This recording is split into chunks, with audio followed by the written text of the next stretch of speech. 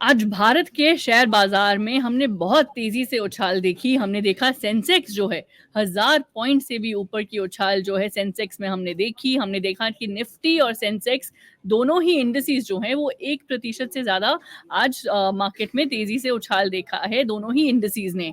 लेकिन ये सब आ रहा है काफ़ी मुश्किल हफ्ते के बाद, एक ऐसे हफ्ते के बाद जब हमने काफ़ी सारे लॉसेस देखे थे, काफ़ी नुकसान देखा था दोनों ही बेंचमार्क इंडिसेस में। तो ये यू टर्न और ये जो इतने शार्प टर्न्स जो हो रहे हैं मार्केट मोमेंटम में, ये क्यों हो रहे हैं, ये हमारे साथ डिकोड करने के लिए हैं आनंद लड्डा। ये फाउंडर हैं इन्वेस्ट आज फॉर कल के, ये म्यूचुअल फंड डिस्ट्रीब्यूटर भी हैं। बहुत धन्यवाद आपके समय के लिए।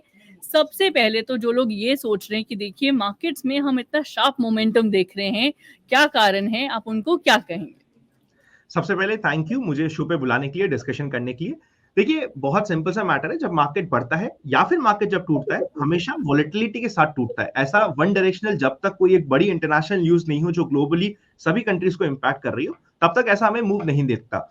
इस महीने ऑलरेडी इंडियन मार्केट्स आज 8% से ऊपर करेक्ट हो चुके हैं। निफ्टी 8% फॉल अपने टॉप से हो चुका है। एफआईआईज ने अपनी अभी तक की life time high selling 1 lakh crore की कर दी है। तो काफी सारी नेगेटिविटी ऑलरेडी थी। मार्केट एक टूट चुका था। 24,000 का एक डिसाइसिव इंपॉर्टेंट सपोर्ट भी था निफ्टी पे।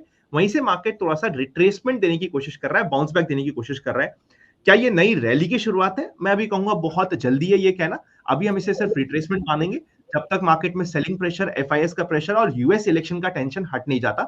सो दीज आर वॉलेटाइल टाइम्स। इस समय पे थोड़ा सा आपको अपनी पोर्टफोलियो को संभाल के रखने की जरूरत है।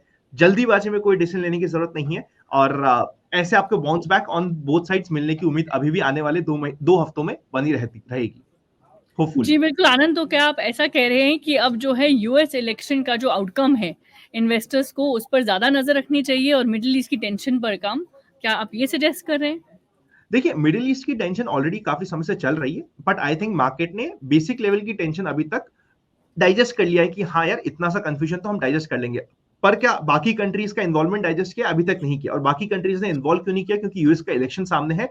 यूजुअली हमने देखा है यूएस के इलेक्शन से पहले यूएस कोई भी स्टेप ऐसा नहीं लेता जहां पे उसमें इलेक्शन में कुछ ऊपर नीचे दिखने की नौबत आ जाए। So keeping everything in mind, आज के दिन यूएस इलेक्शन बहुत इंपॉर्टेंट है, बिकॉज यूएस मार्केट्स बहुत अच्छा परफॉर्म कर रहे हैं। अगर वहां पे किसी भी तरीके से टॉपिंग आउट के सिग्नल होते हैं और वहां पे रिवर्सल होता है, तो rub off impact Indian market में वापस से आ सकता है। सो हाँ, यूएस मार्केट के इलेक्शन और नवंबर 14 तक काफी इंटरनेशनल इवेंट्स है, स्पेसिफिकली फ्रॉम यूएस, उसके ऊपर नजर रहेगी। जी बिल्कुल, और कौन से डोमेस्टिक क्यूज हैं जिन पर नज़र रहनी चाहिए, आप क्या कहेंगे? सबसे मेन तो रिजल्ट्स इस बार हमारी उम्मीद से काफी खराब आए हैं। इवन एफएमसीजी सेगमेंट, जिसमें मैं पर्सनली एक्सपेक्ट कर रहा था कि शायद रिजल्ट्स अच्छे आएंगे, मेरी पर्सनल एक्सपेक्टेशंस और लिमिटेड नॉलेज के अकॉर्डिंग वो इतने अच्छे नहीं थे। तो हमें इवेंचुअली रिजल्ट्स में फोकस करना पड़ेगा कि क्या रिजल्ट्स पे बाउंस बैक आ रहे हैं या नहीं आ रहे। सेकेंडली, एक्सीडेंट्स भी हमें रिजल्ट्स की वजह से दिख रहे हैं। अभी एक बड़ी बैंक जिसको हम बहुत बड़ा फ्यूचर मान रहे थे, वहां पे भी एक्सीडेंट हो गया विदाउट टेकिंग एनी नेम्स।